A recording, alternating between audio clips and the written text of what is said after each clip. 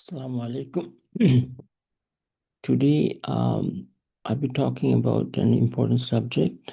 It's how Shaitan hates you, and this is how he destroys your humanity. This topic is talked about all the time, but never in the correct context. Only Islam tells you this is part of a test. Everything else, every other doctrine, tells you as if it's a puzzle. Everybody's confused, and it's no surprise that every solution they give you is wrong-headed. So not only we discuss how it happens, we also discuss then how to get out of it. To begin with, what is unique about humanity?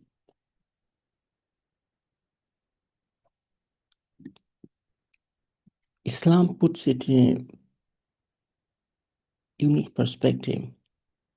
We are Khalifa, we are Viceroy of Allah. Creator sent us on earth as a representative of him. And that's a very big deal. And that was the reason Shaitan was very envious, because he knows how exalted this position is. So how do you represent God? In Surah Baqarah, right after verse 230, Allah talks about, in 231, Allah talks about empowering, and that power, that human God, is ilm, the knowledge. And how do you seek knowledge? What is the mechanism? Is akal. It's not just logic, it's conscienceless logic. Remember this word because it will become very useful. So, unique feature of humanity, we are Viceroy of Allah. Most important quality of humanity is having akal. And akal is the ability to think consciously. What does that mean? The intention is the beginning. We do things for a purpose. If our intention is to please Allah, we'll use that automatically. We have a major premise, we have a minor premise, we have a phenomenal conclusion. Just one conclusion. It cannot be multiple. But both these premises have to be true. And that can only happen if your intention is to please Allah. So this is very tight. As a matter of fact, akal, the word akal means very tight, tightening. There is no room for wobbling here. So what are the conditions? Your intention has to be good. It cannot be self-serving. It cannot be pleasing anybody other than Allah. Your major premise has to be true. Your minor premise has to be true. And this is the process. What happens with Shaitan? He's the epitome of violating akal. What he did is anti-akal. So this is the process. We see data, and data literally is everything that happens to us on earth, from birth to death. So the data, they are objective. You cannot do anything about them. So don't try to change data. Don't try to change the test. Don't try to change the world. It's not up to you. It will happen anyhow. Events do not change because you wish. What happens, your ability to process this data, if you use akal, then it will turn into knowledge, not falsehood, knowledge of the truth. Only then you'll be able to decide correctly. And we don't really have a choice, because in 1736 in Quran, Allah tells us that you cannot proceed unless you have knowledge. So this process is an obligation. Also in 451, Allah tells us that you have to obey Allah, you have to obey Prophet, you have to obey your legitimate leader. For women, it's very easy. Your legitimate leader is husband. For man, legitimate leader is the supreme leader. But we don't have that. Today, Afghanistan and Iran claim to have one. But that's even for a husband, if you have a dispute, you have to refer back to Quran and Hadith. And that's why Quran and Hadith is very important. You miss one of them, you're gone. You do not have akal anymore. So this is the empowerment. If you want to be human, we have to use this process. So how is the humanity lost? If you, Allah said it, made it very clear in 8:22, indeed the worst of beings in the sight of Allah are deaf and dumb. See, allegorical. They do not hear, they do not speak. They do not hear the truth. They do not speak the truth. And if you lose your ability to use akal, you're the worship creature. How do you lose it? Prophet Muhammad, again, always Quran and Hadith, they go together. He clarifies. There are 4 signs that make someone a pure hypocrite. If you lose this one, you're a hypocrite. And how does it manifest? When he speaks, he lies. It's absolutely not. We had a video where it said that avoid lying, avoid falsehood, then you're okay. Here we're saying avoid being stupid. Catch yourself. Why am I lying? Why am I so stupid to lie? We know lie has no room.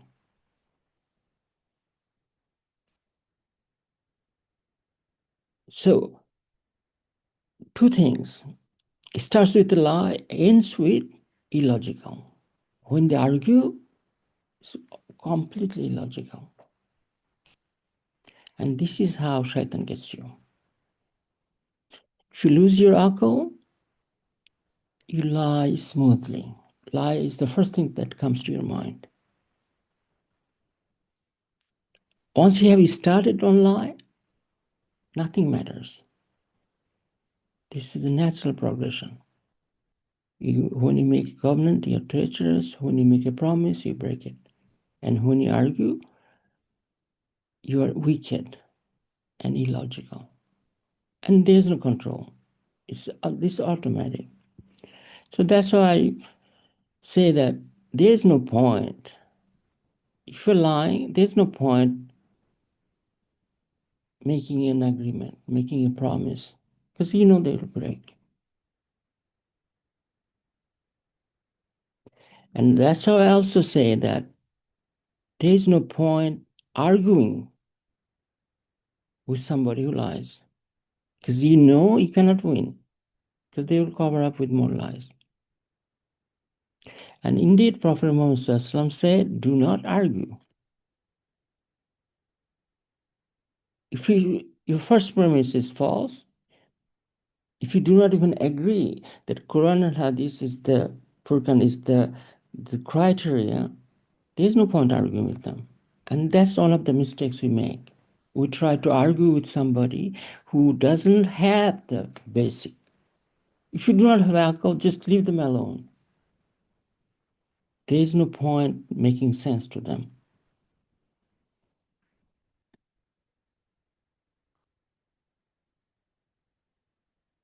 So this is where shaitan comes. You know, shaitan, if you know the story, shaitan is the first stupid guy. He was envious of Adam, and what did he do? He gave up his whole life in contempt of Adam. He hates Adam so much that he said, I will mislead them and delude them with empty hopes. Also, I'll order them. Now he's into ordering you. First, misleading, delude, invoke temptation, sex, money, and control. Then he's ordering you. In doing what? Slit the ears. It's the mutilation, self-mutilation, self-harm to harming animals. You're preparing to destroy everything that is natural. And the fourth stage is change Allah's creation. But those are orders. It starts with misleading them. The word mislead is a very curious one. So, first, 4 stages of shaitan's attack. First, mislead them. The word is dalala. It's the cognitive dissonance. Second one, create desire. Desire of what? Money, sex, and control. Money for money's sake. Money itself is an addiction. Money for sex, money for control. And why is it absurd? Because Islam says, Allah says that the whatever allocation, whatever risk, whatever provision that you have from Allah is fixed. If you have to have sexual encounter, you will have it. You cannot kill yourself. It doesn't give you any extra bonus. You cannot earn 1 grain of rice in addition to what has been allocated to you. Yet, you're killing yourself for those. Those are absurd. Just like Shaitan is killing himself. For what? He's destroying his own future. The next one is slit ears of the cattle. This is the mutilation. We talk about all the things that we do, self-harm. Very common, right? When you are genetically modifying animals, spaying them, neutering them, all the things we do to ourselves, tattoos, drugs, all kind of addictions, we're just harming ourselves. It has no logic. Why bother? Why do we do that? But it doesn't stop there. These are orders. Deface nature created by Allah. Completely changing. Whatever Allah has given you, we're changing it. And at the end, these are the only 4 things you have to worry about. But it starts with dalala. It starts with the lack of akal. And that's the biggest problem. Because once you get started out, you can't stop. These are automatic. Allah said, this is what Shaitan said. Allah said, very big warning. Whoever takes Shaitan as a guardian instead of Allah has certainly suffered a tremendous loss. What a great big fall from being Allah's Viceroy to burning in hell forever. Unbelievable. And it's right there. It's very clear. So example of dalala, example of stupidity, example of losing akal. First one we know, Of course, it started with Adam, but in modern culture, when dogma was introduced, God created humans with original sin, then made a human pregnant with himself to be born so he can sacrifice himself to save humans from sins that he gave. Do you see how illogical it is? How stupid it is to think that this is actually true? Yet that's the basis. Today, the richest entity is Roman Catholic Church. This is the same doctrine, same stupidity Zionism promotes. It has no logic whatsoever.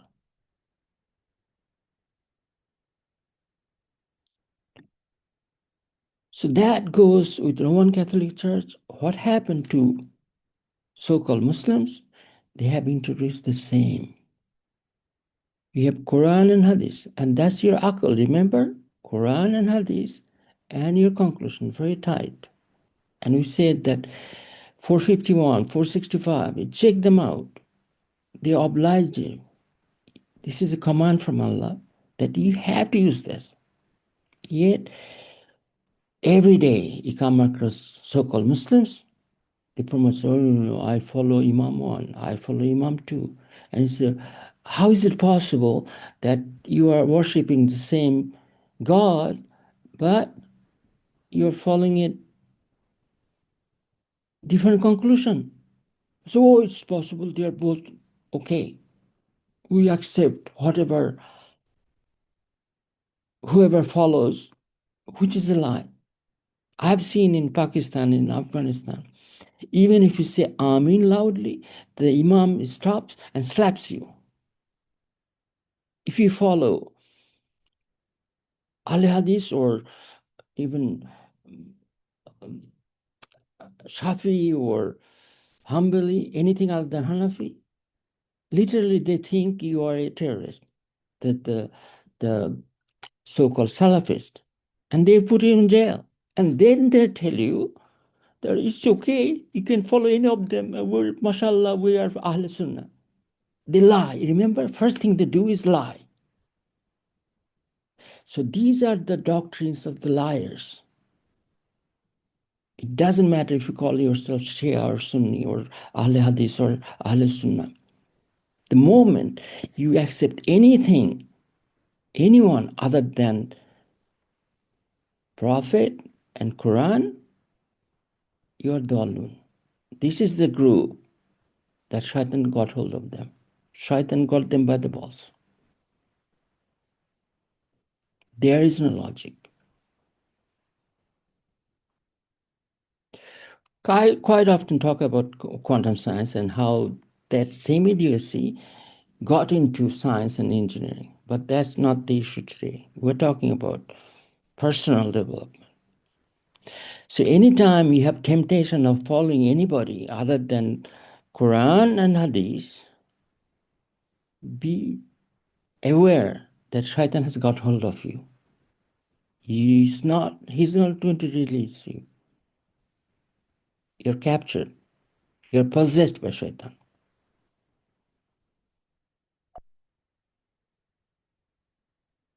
What happens? Remember the second promise of Shaitan? You will invoke lust in terms of money, sex, and control. If we have that in phase 2, it doesn't matter. They can justify everything. They'll say, oh, I'm talking to Jesus. I got permission. Muslims will say, oh, yeah, this mazhab allows this. I want to do anything, I can find justification. If I don't, if I cannot find somebody else, I said, well, I used my own ijtihad. Therefore, I'm concluding this. They're all deviants. They're all shaitanist.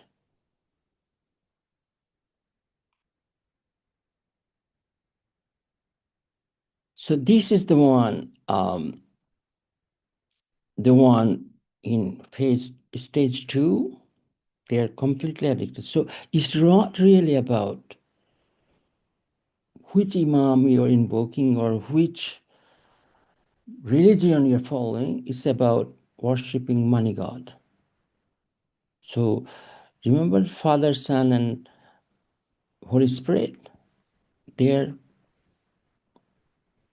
father is money, their son is government, their Holy Spirit is the church. They help you justify. For Muslims, these are the different theological groups. This is Imam 1 and Imam 2, Imam 3, Imam 4. And if all fails, you just put yourself that I did my own ijtihad. But it's all about money. A mujahid for 45 years or 40 years told me that we Afghans love to fight, but we love money even more.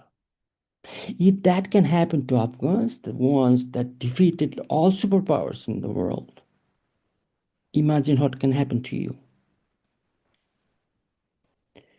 What is money for? Money for money's sake. People get addicted to money.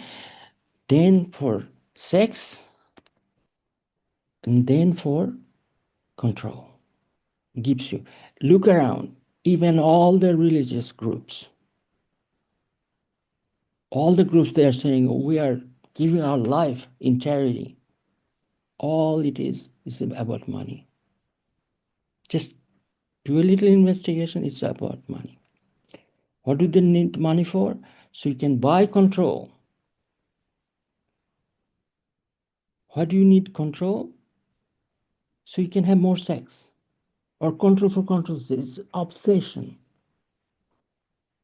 Has nothing legit about it. So all these groups are counting number of followers, how much they control.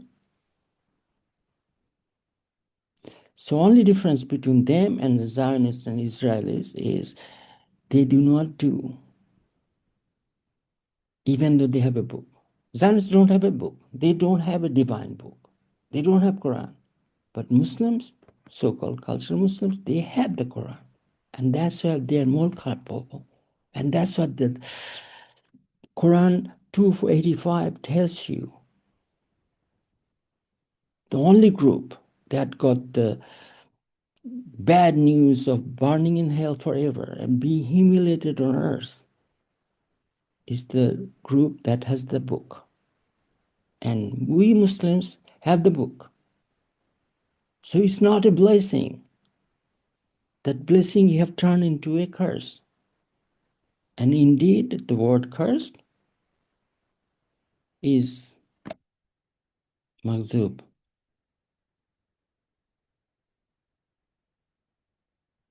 The one with biggest warning.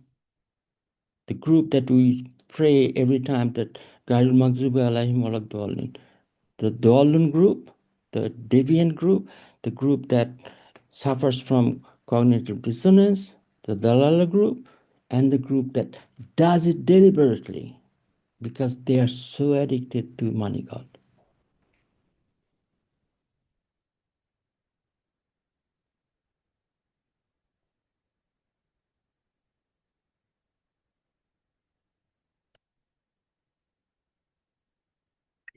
How I saw the world. The first time he changed how I saw the world. The first time I saw looking at it completely changed how I saw the world. And the price I had to pay for doing something like this, you would think I'd never do it again.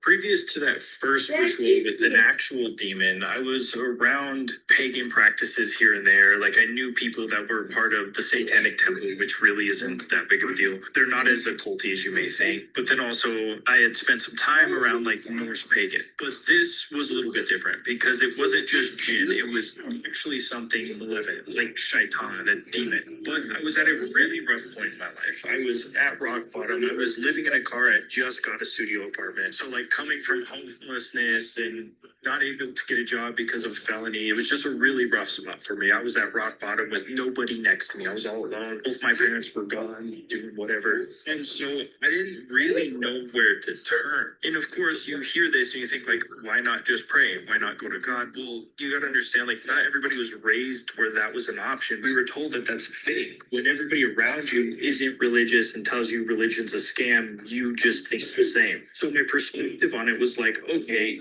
church didn't do nothing for me. Like, the Christian churches I went to were really bad. And so I saw the evil inside of the mega churches, the big corporate money scam ones. So I just assumed, well, maybe I should just try the polar opposite. Maybe the opposite is true. And so whenever I did it the first time, I didn't actually know it was real. I didn't fully believe in demons or anything like that. Like, I was on the fence. I had an idea, but I didn't know for sure. I was still borderline atheist. And so I set up an altar. I set up the candles. I got the sigils. I gave the offerings. I did everything that I was supposed to do the ritual correctly. And I lit the candles and I let them burn while I slept at night. Woke up the next morning and it was as if thunder went off next to my head. This is the most insane moment that I've had in my life, like a major catalyst. And that's whenever it spoke to me. And it's kind of embarrassing to say what happened. But anyways, in the ritual, I did the corny thing that a lot of people I think do, where I'm like, oh, I'll tell you myself. Like, super corny, super embarrassing. This is what I did. I tried to sell my soul to this demon.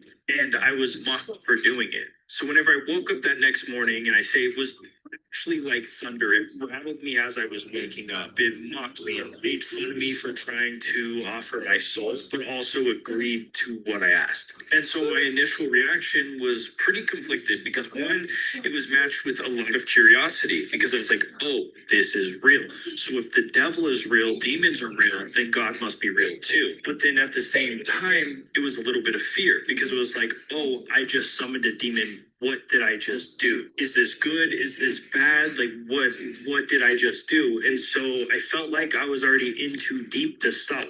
And so I continued and I did another one. And I did another one and I did another one. And this is how you slip into the occult, because you do it and you're told, like, oh, you won't be held with this.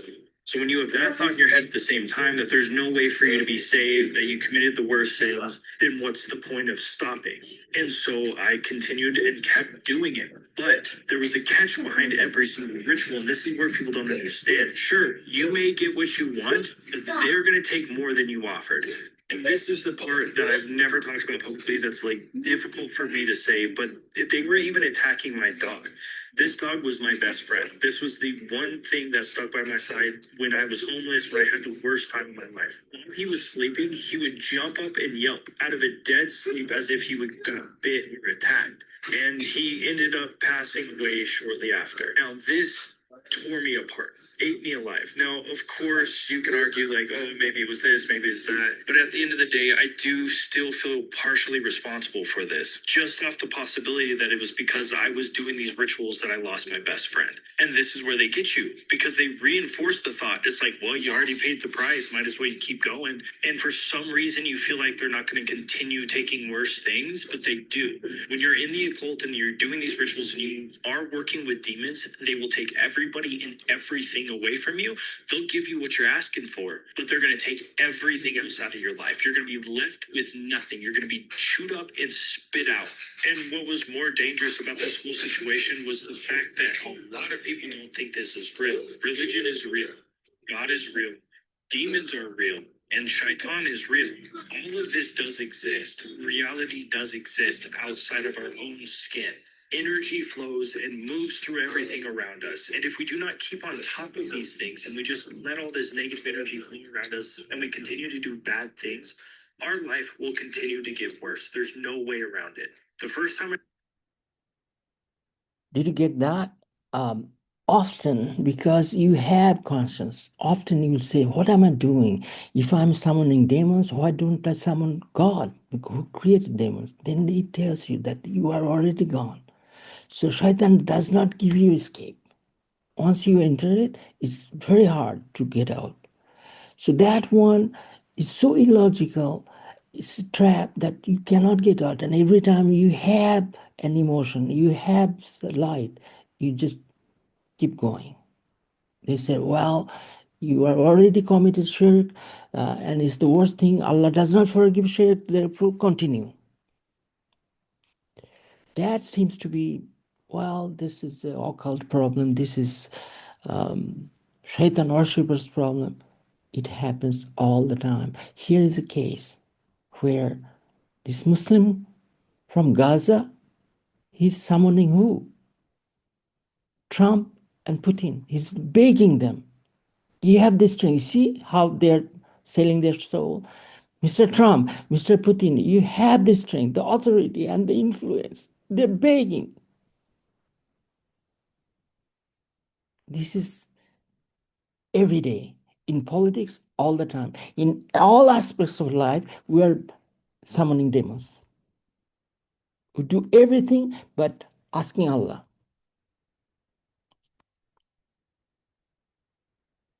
So in real life, we have these so-called addictions. We have heroin, cocaine, methadone, crystal meth, and all this progressively worse. But alcohol is the most commonly available. Nicotine, even in Afghanistan, is allowed. So there is no escape. It's everywhere. Now, if you are disturbed by this, know this: sugar is more addictive than cocaine, according to the same guy's study. So they're all over. Remember the number 4 of Shaitan's attack was changing natural to artificial. It's everywhere. You cannot escape. But these are all tools. You have to say, how did I get there? How did I get a point to the point that I'm summoning demon? And if you do not recognize that, how we started, there's no escape.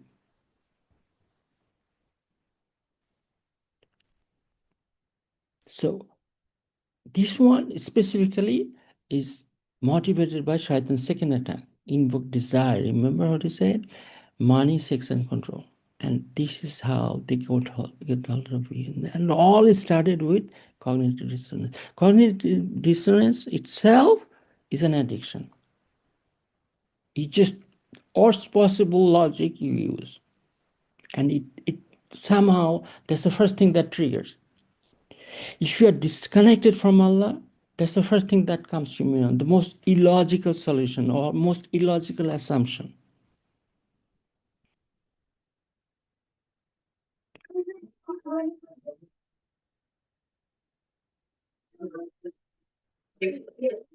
Always surface level pleasure.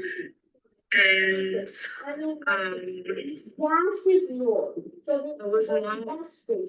I was really mechanical, and there was no space for me to be my authentic self.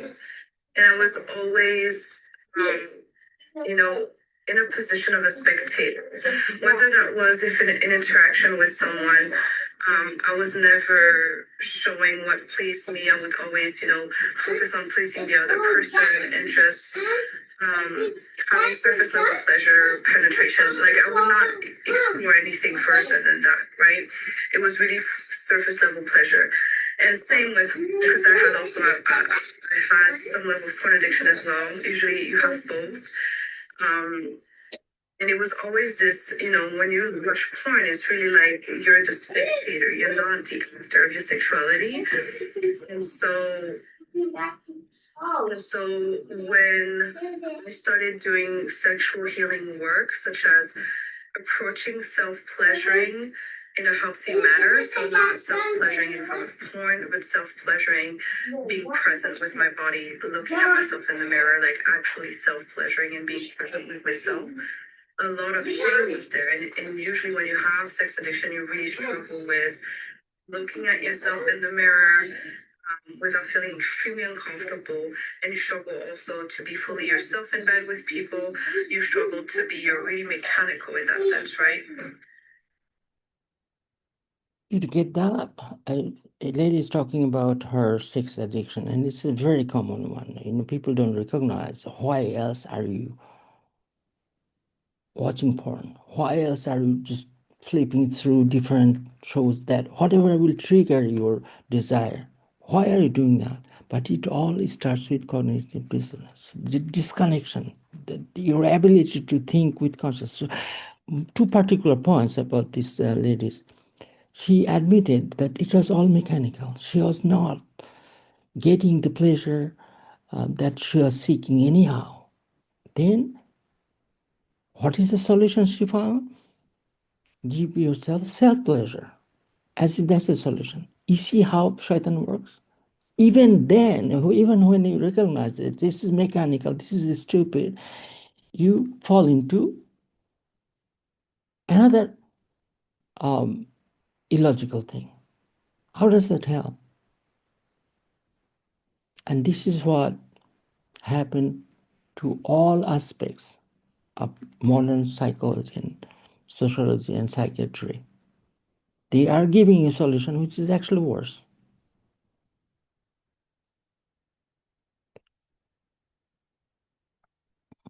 Another one, premonition. This recently I had exposure to this.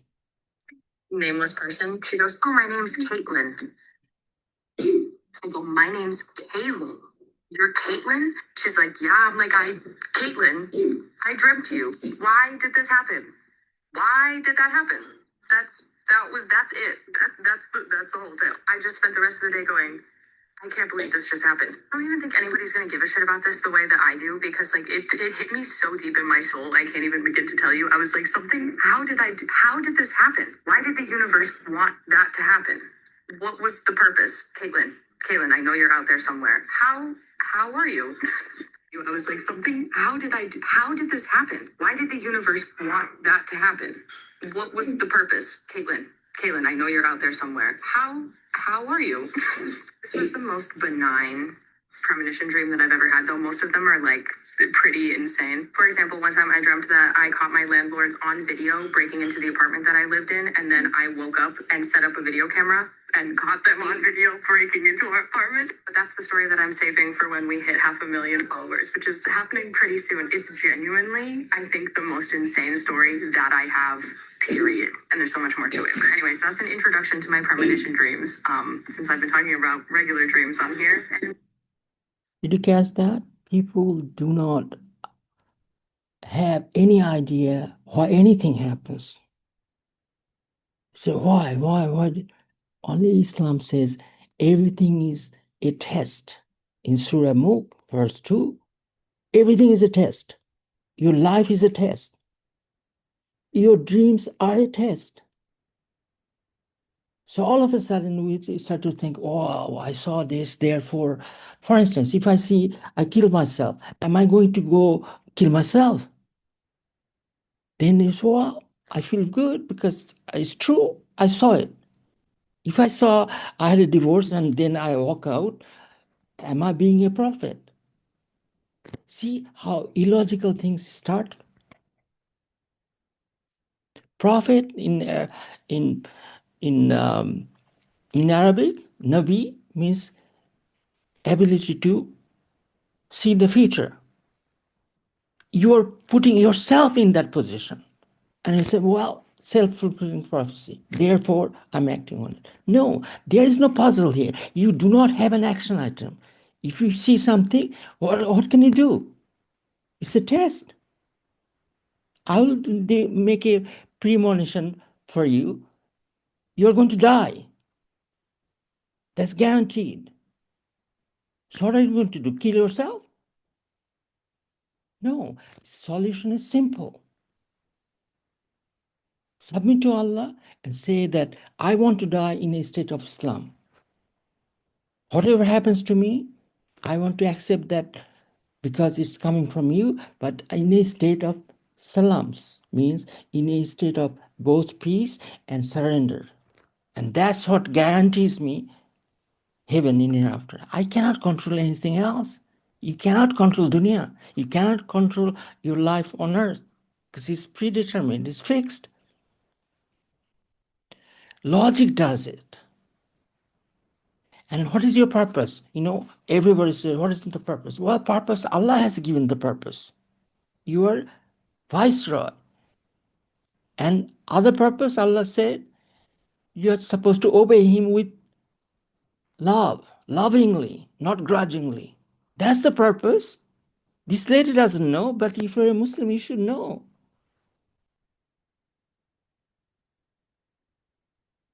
So always look for what is the action item? What am I supposed to do? And it's very clear.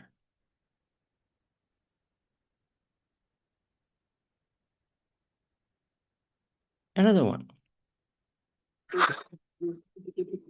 Help but think about people who have premonitions or dreams about bad things that are going to happen, and specifically people who are about to die.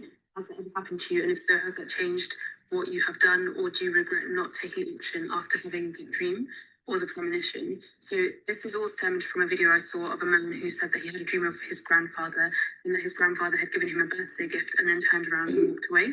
So then the gentleman who had the dream then went to go visit his grandfather in real life and was able to see him before he passed away. And his grandfather passed away shortly after the guy's birthday. And what a gift that was. And the guy who made that video says, you know, when God gives you a message, make sure that you're paying attention and make sure that you then take action. So based on that, what messages have you had from your dreams?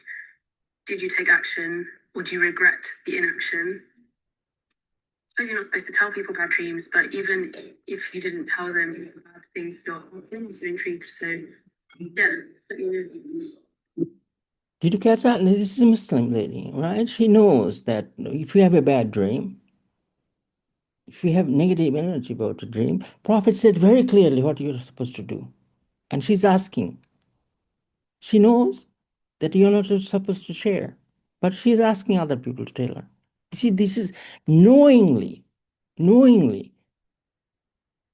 you're disobeying Allah.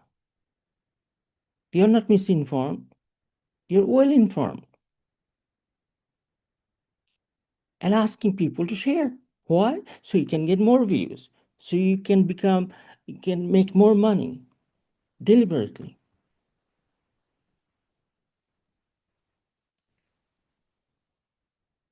So it's all about using your so-called common sense, your akal, because you have it. Allah created you with the ability to use akal. As a matter of fact, Allah told you, if you're not using akal, you're not a human. You're the worst of creature.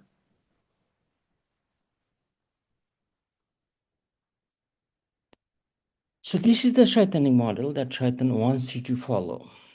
You disobey, you have an assumption, false assumption you made, and you are not going to move away from there. You hear quite often, I know it is. How do you know?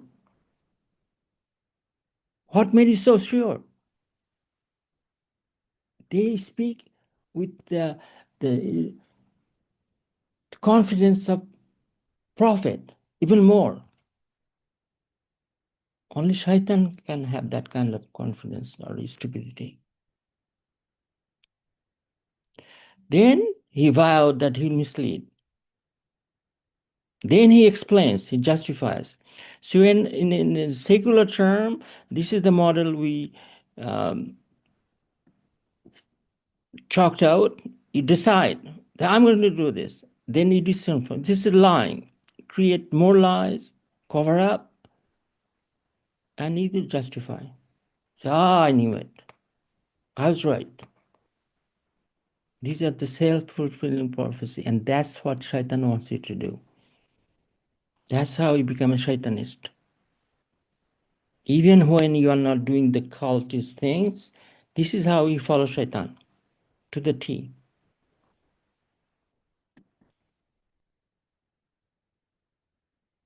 Escape. Again, Quran tells you that shaitan is not going to be able to mislead. See, I'll mislead them all together, right? Except Mukhlis. Who is Mukhlis? Sincere. Sincerity will save you. That's all. Sincerity is the best way, actually only way to escape from shaitan's influence. Submit to Allah, ask him, no matter what, ask him. Sincerity connects you to Allah. You know, we talked about it in other videos. If you get disconnected, you do not have the ability. You lack Rahma. You lose your ability to have empathy. That's where you become dull and you become completely crazy. Goes away from your connection.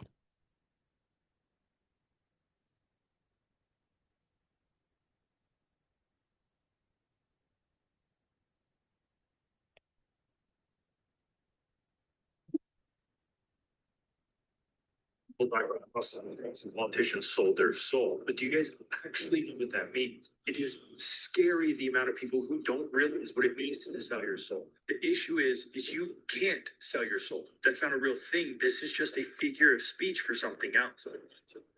Demons don't want your soul. They can't do anything with it. It doesn't matter to them. What they really want is your life. Whenever these individuals that are in the occult or just doing evil things in general, when they do these really dark rituals behind closed doors, they're not actually selling their soul. What they're doing is selling their life. This is the point. You cannot, it's illogical to sell your soul. It's completely illogical. And you know you can't sell because it's not yours to sell. Who does the soul belong to? Allah. And He'll take it out. What are you doing selling? It's like Zionists. It's like the British that sold or gave it for free land to Israel. It's not yours. It's absurd.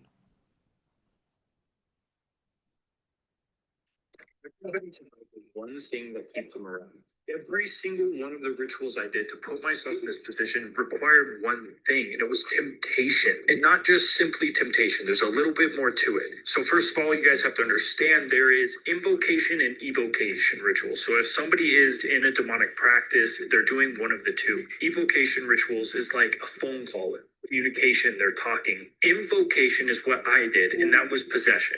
It's where you allow this demon to get control over you and basically make decisions for you or put you under an extreme amount of temptation. And so I can tell you guys from firsthand experience, the people who are messing with these things are doing the exact same thing. They're justifying temptation. The best way for me to explain this is look at the 7 deadly sins. When you study ancient Goetias and you look at how demons actually function, or negative entities or shaitan or whatever label you want to put on them, they're all assigned to different forms of temptation, and there's ones that are stronger than others. So the level of temptation you go under is going to be heavier, and the guaranteed sure way to get rid of any negative entity messing with you, do not fall to these sins. Do not fall to this haram. There is even a sin of sloth. So there is demons that exist that are involved in laziness. Something as simple as not doing the dishes or just watching extra episodes of Netflix and avoiding your responsibilities feeds negative energy. They need this negative energy to survive. I intentionally possessed myself with demons for years, and I want everybody to know the one thing. See, every sin is a falsehood, talking about that, but every sin is also illogical. It has no logic because it deviates from the purpose of life. Your purpose, your life has a purpose. If you deviate from that, it's a sin. Even to intend is illogical. Why should you do that? But this is what happens in phase 2, which is Shaitan invoke desire in you. First, illogical. Second, desire. So coming back to the final statement, Quran exposed today the number one mental health killer is in psychology is what Quran identified 1400 years ago. And the root of all this is ghafla. Remember the guy said, even being lazy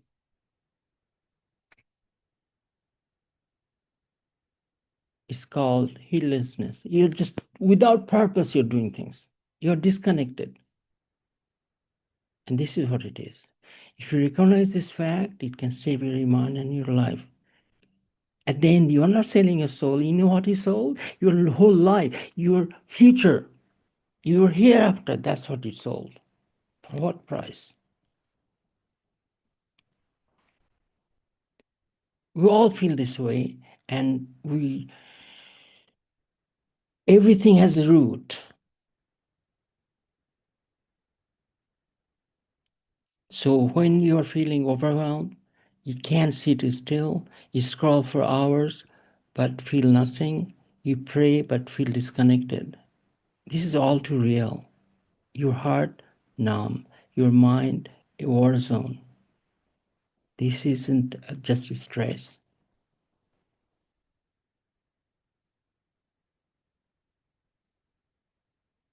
Quran 7:22 4, it's just 205. Write it down and see how it starts.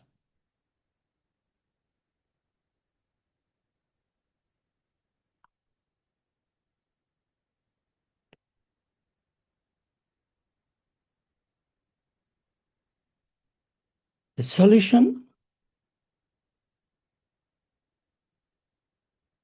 Isolation. Get out from this. If you can surround yourself with good people, do that. If you can't, at least isolate from all the evil. I know they're everywhere. Just turn on your phone or TV or internet. It's everywhere. But you have to be able to isolate it. The best way to do that, Fajr and Tahajjud. You are by yourself. You know, people don't realize that. First sermon Prophet gave in Medina, he recommended Tahajjud. Very first. Before going to Hijrah, Prophet Quran tells us in 1779, 18:1 that pray Tahajjud and pray for safe exit and safe entry. Again, Tahajjud. Fajr prayer, and that's the prayer, you know, they are supposed to be long. And sure enough, that's the time you have a chance for isolation. Talk about that. It's right, Fajr. Fajr Azan is going on. Zikr. Zikr means remembering Allah in Quran. Tawakkul. Tawakkul means relying on Allah. Not only you ask Him, He said, you are my only hope. And thank goodness, you are the only hope we need. You're the only one who can do anything. To be able to rely on Allah and give your headache to Him is a great relief.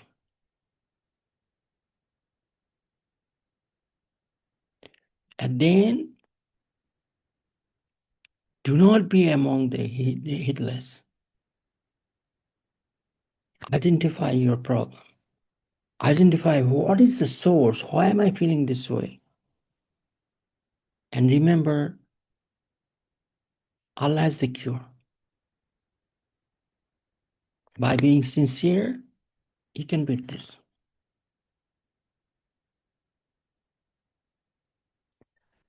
That completes this episode. Thank you for listening. Assalamu alaikum.